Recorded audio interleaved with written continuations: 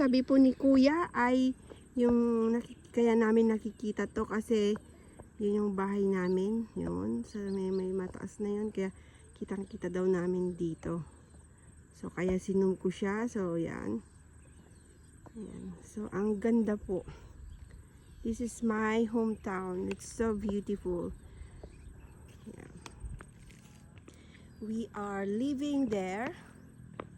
Yeah, it's in a mountain. Find in a mountain.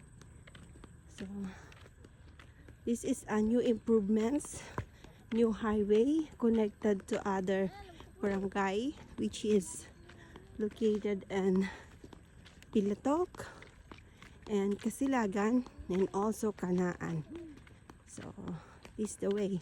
We're just walking right now because there are under construction, so cannot enter. But you look, it's a long way. So I need to walk. We need to walk together. So I don't want to miss this part. So I will try it to walk and walk and walk. Wait, God bless you.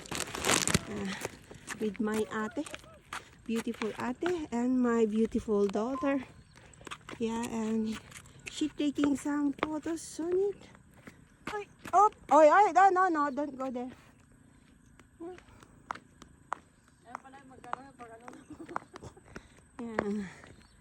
Yeah. And she need to capture this side. Right, so cute.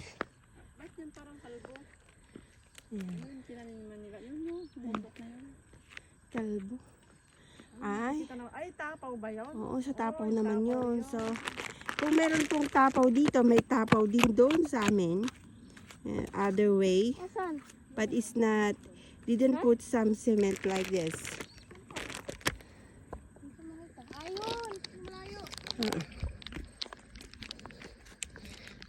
Alright. So up.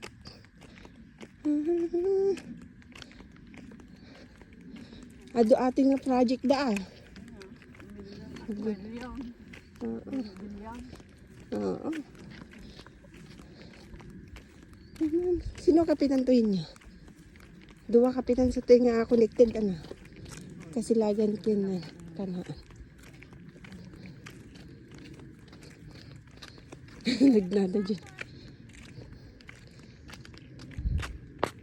Yan. Ate.